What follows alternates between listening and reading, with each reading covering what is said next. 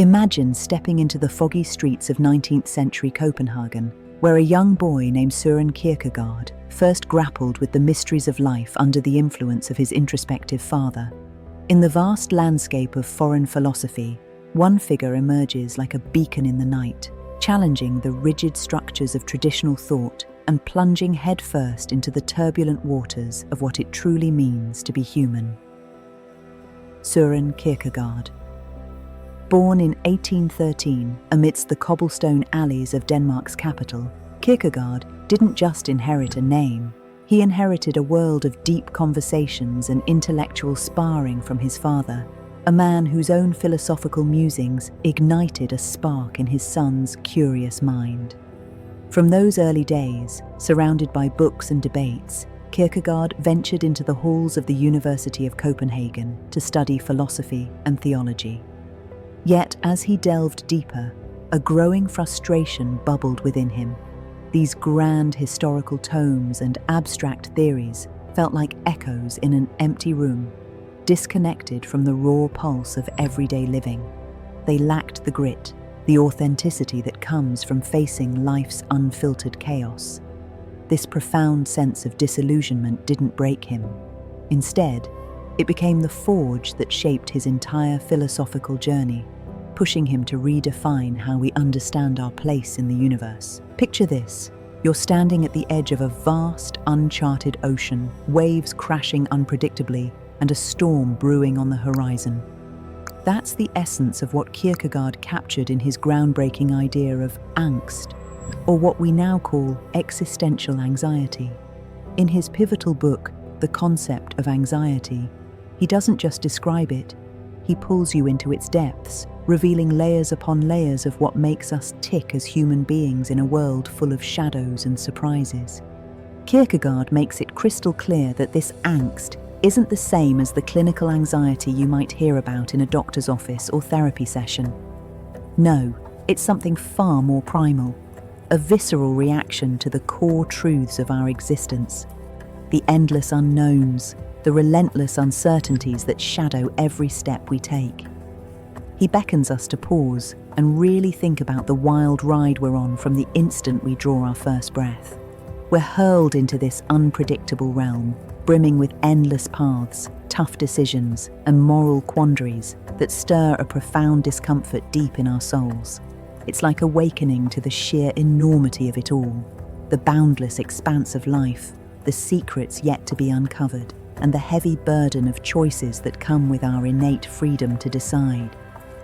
For Kierkegaard, angst transcends mere emotion. It's a doorway to philosophical exploration and a mirror to our existential call.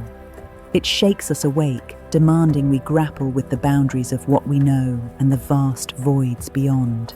We're forced to stare down life's enigmas, the certainty of our own mortality, the fog surrounding what comes next, and the tangled contradictions woven into our very humanity. He saw this anxiety blooming precisely because we're not just animals acting on instinct. We're self-aware creatures, capable of turning inward, reflecting on our thoughts, and recognizing our subjective lens on the world. This heightened consciousness creates an intense pull between our craving for solid ground and the slippery, ever-shifting reality we inhabit. We yearn for anchors of certainty and safety, but life keeps reminding us that everything is in perpetual motion and absolute guarantees are illusions. Through his lens, Kierkegaard unlocks a deeper connection between this anxiety, our boundless freedom, and the quest for a life that truly matters. His iconic phrase, "Anxiety is the dizziness of freedom," paints a vivid picture. It's the vertigo that hits when we realize how much power we hold amid the chaos, and how that power demands accountability. Every single day, we're bombarded with forks in the road, choices that define who we become. That freedom is exhilarating, but it's also terrifying because we're on the hook for the outcomes, good or bad, and that realization can unleash waves of inner turmoil. Kierkegaard didn't shy away from how this plays out in our modern era, where anxiety often feels like a constant companion. Think about it. We're drowning in options, from career paths to relationships, swamped by endless streams of data and opinions, all while trying to chart a course that feels right. The pressure mounts as we weigh these decisions, hoping they'll quiet the storm inside, but deep down, we know there's no foolproof map. This ongoing dance with uncertainty can leave us restless, always second-guessing, yet it's this very struggle that Kierkegaard elevates as a fundamental part of the human story. Now, let's flip the script on how we see anxiety. Most people view it as a villain, a dark cloud that rains on our parade and saps our energy. But Kierkegaard, he saw it as a hidden ally, an integral thread in the tapestry of life that, when woven right, could propel us toward extraordinary heights in our personal and existential evolution. The key, he argued, lies not in fleeing from it, but in how we channel its energy, transforming that raw unease into the fuel for a life brimming with depth, rather than one mired in hollow regret and despair. Enter the role of passion, Kierkegaard's secret weapon for taming and transcending this inner storm. He envisioned passion as the bridge that turns anxiety's grip into a launchpad for growth and self-discovery. By diving headlong into pursuits that ignite our souls, we can redirect that anxious energy into something vibrant and life-affirming, filling our days with direction, energy, and a glowing sense of accomplishment that echoes through our being. But passion isn't one-size-fits-all in Kierkegaard's world. It manifests in countless ways, from the fiery bonds of love to the sparks of artistic creation, the drive for self-improvement, ambitious career goals, or even steadfast beliefs in ideologies that resonate. These aren't just hobbies, they're lifelines that connect us to a deeper harmony, infusing our existence with purpose and making the chaos feel worthwhile. What truly sets Kierkegaard's vision apart is his insistence that these passions must spring from subjective truth. This isn't about chasing universal facts or societal checklists. It's about unearthing the truths that pulse uniquely within you, authentic to your core experiences and worldview. He urges us to turn away from the noise of external validations and objective metrics, instead embarking on an inward journey to align our fires with what genuinely stirs our hearts, mirrors our values, and fuels our dreams. He captured this beautifully in his own words. Greater than, the crucial thing is to find a truth which is truth for me, to find the idea for which I am willing to live and die. This quote isn't just poetry, it's a rallying cry for Kierkegaard's entire outlook, underscoring the vital role of claiming a personal truth and committing to it with every fibre of our being. He knew that chasing this subjective essence means stepping off the beaten path of logic and provable certainties. It demands venturing beyond the safety nets of common sense and cultural expectations, plunging into the murky waters of our inner selves to fish out what feels profoundly real. And here's where the adventure gets thrilling. Embracing subjective truth calls for a leap of faith, a bold trust in the validity of our personal insights, even when they can't be boxed into rational proofs or shared universally. This isn't just an intellectual exercise. It's a heartfelt, soul-stirring commitment that involves facing down doubts and anxieties head-on. It's about daring to live by what lights you up inside, regardless of whether the world nods in approval or raises an eyebrow. In this leap, we find not just survival, but a richer, more empowered way to navigate the existential maze, turning potential paralysis into purposeful strides. Have you ever felt anxiety wrapping around you like a vice, freezing you in place as thoughts swirl and emotions rage? It can eclipse everything, muddling your clarity and draining your drive to move forward.